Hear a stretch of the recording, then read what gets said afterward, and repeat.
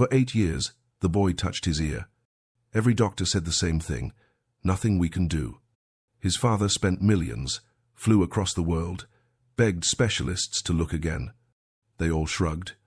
Then a maid noticed something no one else did, and what she found inside that child's ear will leave you speechless. Oliver Hart was a billionaire. Private jets, mansions, more money than most people see in 10 lifetimes.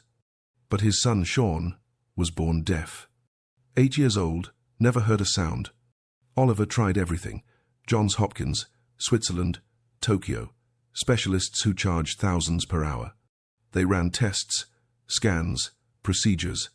All of them said the same thing: irreversible, accept it. But Oliver couldn't accept it, because Sean was all he had left. His wife died giving birth to that boy. So Oliver kept searching, kept spending, kept begging God for an answer. What he didn't know: the answer wasn't coming from a hospital. It was coming from the woman he'd just hired to clean his floors. Victoria was a maid. 27, no degree, no credentials. Just a woman trying to pay her grandmother's nursing home bills. But she noticed something about Sean that every specialist had missed. Something in his ear. Something dark. And one evening, while Oliver was away, she made a decision that would either save that boy's life or destroy her own. What happened next? I need you to see it for yourself. Before we continue, hit subscribe, like this video, and tell me in the comments where in the world you're watching from. I believe this story found you today for a reason. The Hart Mansion stretched across 40 acres of Connecticut land. From the outside, it looked like a dream: Georgian columns, windows that sparkled in the sunlight, gardens trimmed to perfection. But inside? Silence. Not the peaceful kind, not the kind that feels like rest. This silence was heavy, thick, like something had died and no one had buried it yet. Servants moved through the hallways without speaking. Their footsteps were soft, careful. They'd learned quickly. Mr. Hart liked things quiet. No music played in that house. No television noise. No laughter bouncing off the walls. Just silence. And somewhere in that silence, a father was drowning. Oliver Hart sat in his study most evenings, staring at the family portrait above the fireplace. There she was, Catherine, his wife. Her smile frozen in oil paint, her eyes still bright, still alive. Next to her, a younger version of himself, looking hopeful, looking whole. And between them, Sean, 3 years old in the portrait, before Oliver understood that his son would never hear his mother's name. Catherine died the day Sean was born. Complications, the doctors called it. Too much bleeding, too little time. Oliver held her hand while the light left her eyes. She'd been trying to say something. Her lips moved, but no sound came out. Just like their son, Oliver never forgave himself. If he'd chosen a different hospital, if he'd demanded better care, if he'd been paying closer attention, maybe she'd still be here. Maybe Sean would be different. The guilt sat on his chest like a stone he couldn't lift. So he did the only thing he knew how to do. He spent money. Millions of dollars, the best specialists on earth, flights across oceans, hotels that cost more per night than most people earned in a month. Every doctor said the same thing: your son's deafness is congenital. There's nothing we can do. You need to accept this. Accept it? How could he accept that his boy would live in silence forever? How could he accept that Sean would never hear his father say, "I'm sorry your mother isn't here"? So Oliver kept searching, kept writing checks, kept hoping that somewhere out there someone had the answer. He didn't realize the answer wasn't coming from a specialist. It was coming from someone he'd never think to look at twice.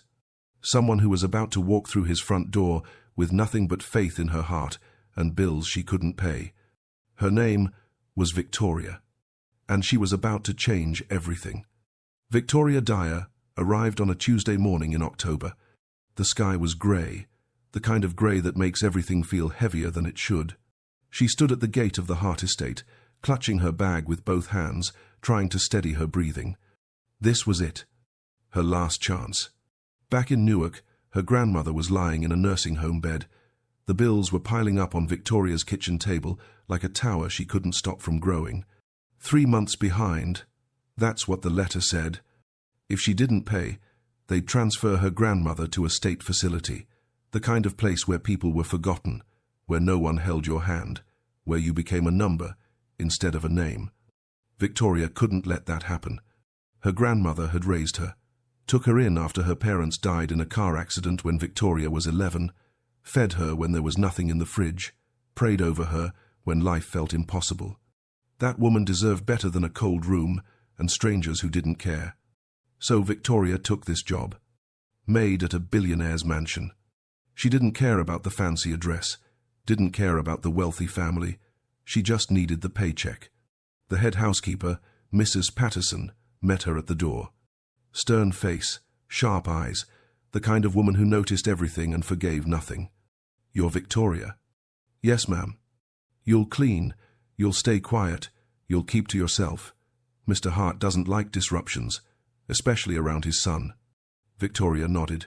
"I understand." "Do you?" "Because the last girl didn't. She tried to get too friendly with the boy, thought she could help. She was gone within a week." Victoria swallowed. "I'm just here to work, ma'am." Mrs. Patterson studied her for a long moment, then nodded. "Good, follow me."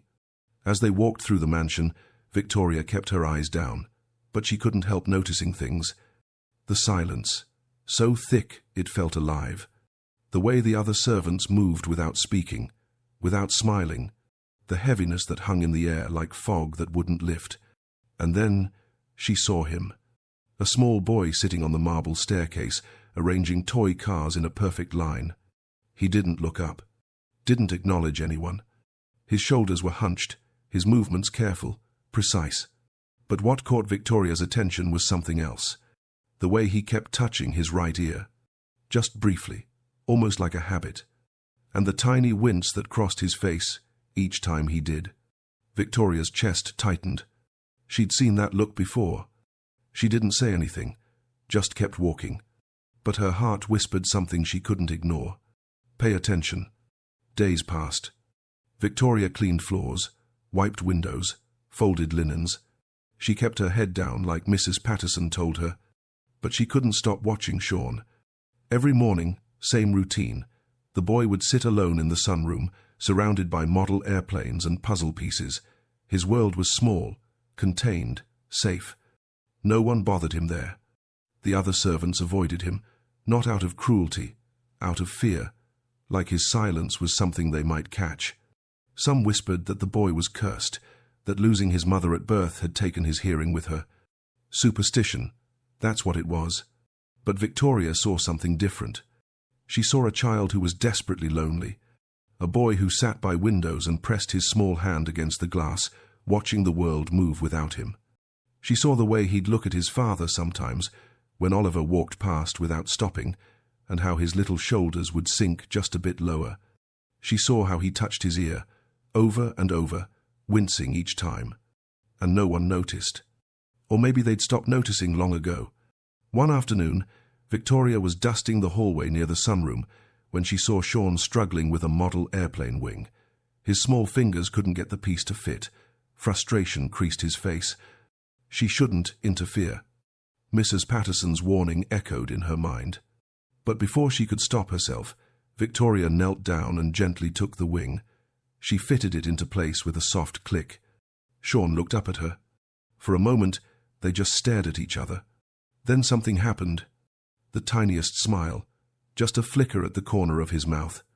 Victoria's heart cracked wide open. She smiled back, gave him a small wave.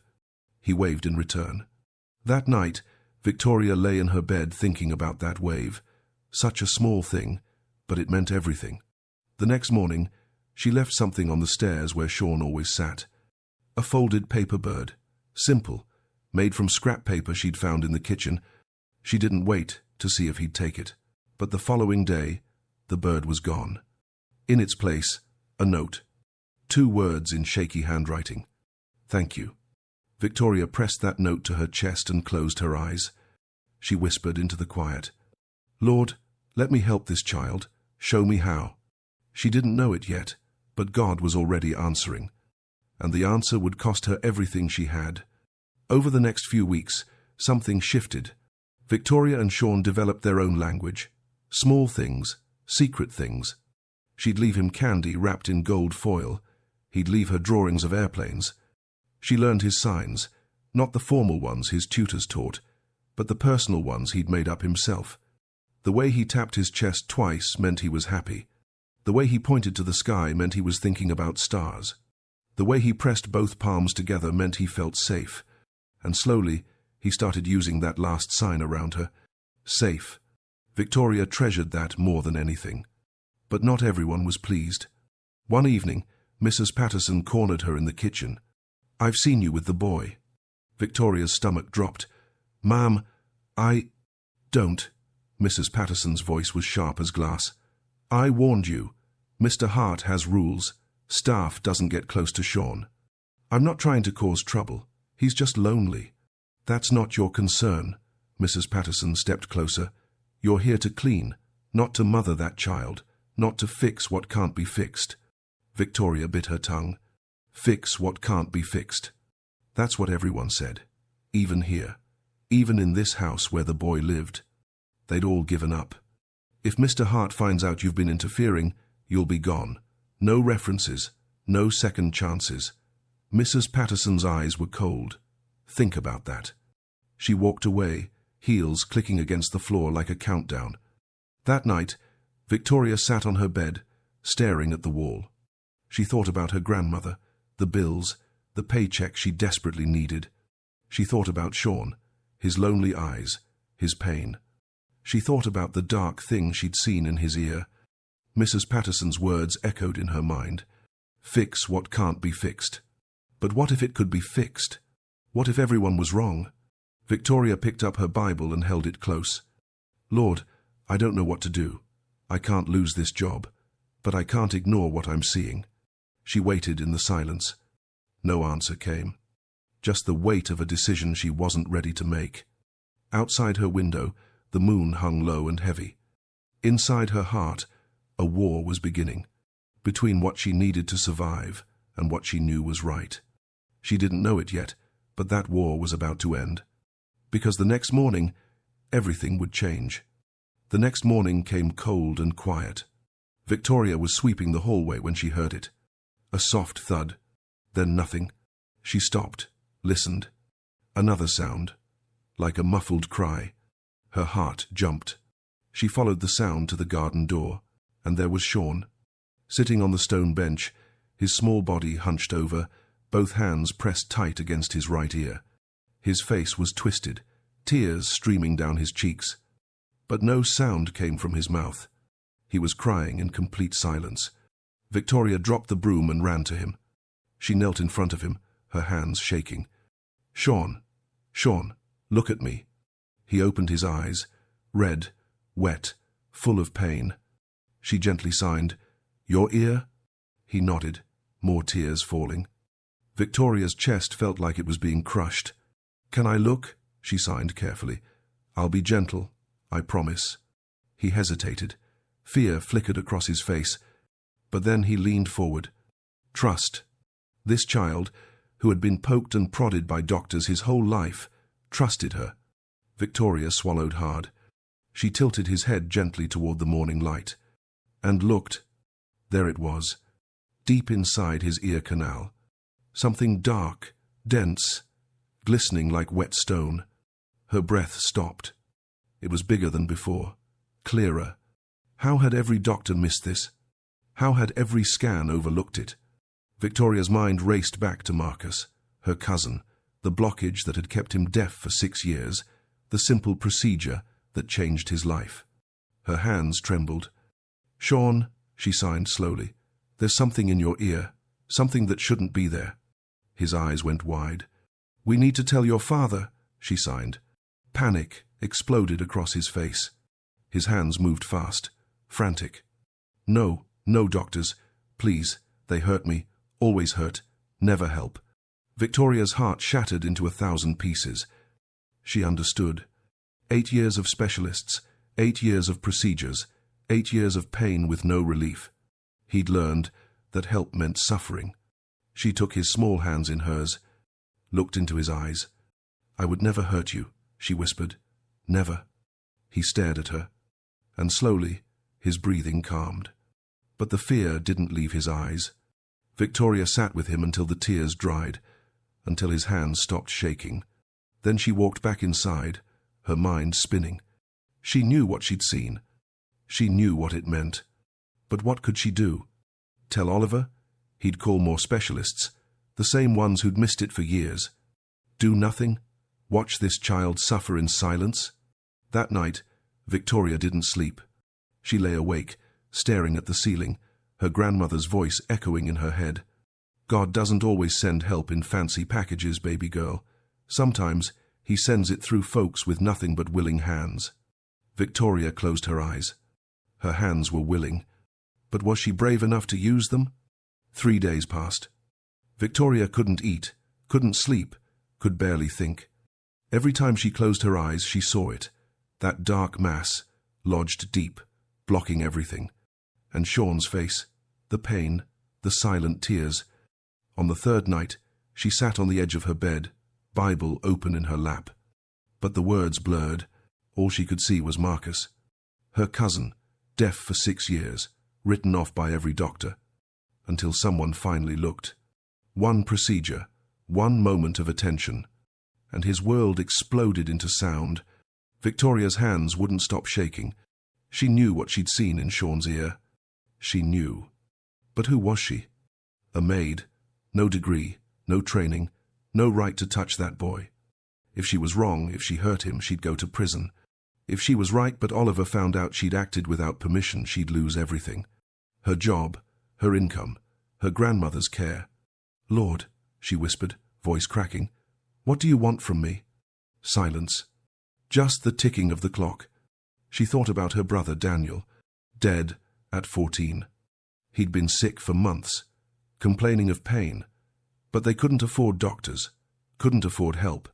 Victoria watched him fade, watched him struggle to breathe, watched him try to speak words that wouldn't come.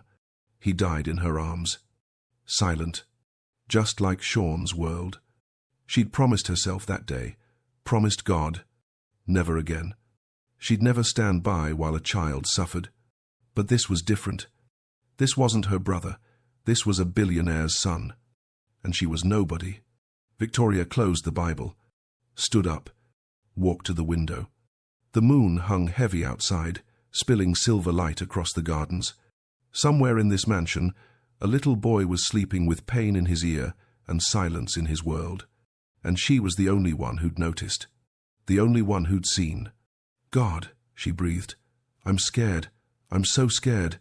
But if this is what you're asking... Her voice trailed off. She thought of her grandmother's words. The Lord doesn't call the equipped, child. He equips the called. Victoria wiped her eyes. Made a decision. Tomorrow, if Sean showed pain again, she would act. She would trust what God had shown her, even if it cost her everything. She climbed into bed, heart pounding. Sleep wouldn't come, but peace did. A strange, heavy peace. The kind that comes when you've decided to step off the cliff and trust that God will catch you. Tomorrow was coming, and with it, the moment that would change everything. The next evening came too quickly. Oliver was away on business. The house was quiet. Victoria was folding linens in the hallway when she heard it. A thump. Her heart stopped. She ran toward the sound. Sean lay on the hallway floor, curled up, both hands pressed to his ear, face contorted in agony. Tears streamed down his cheeks. Silent tears. Victoria dropped to her knees beside him. I'm here, baby. I'm here. She cradled his head gently, tilting it toward the lamplight. The dark mass was clearly visible now, swollen, pressing against his ear canal. Her hands trembled. This was it. The moment. She reached into her pocket, pulled out the sterilized tweezers she'd taken from the first aid kit 3 days ago. Just in case. Her breath came in short bursts. Lord, she whispered, guide my hands, please. Sean looked up at her, eyes wide, scared, but trusting. I won't hurt you.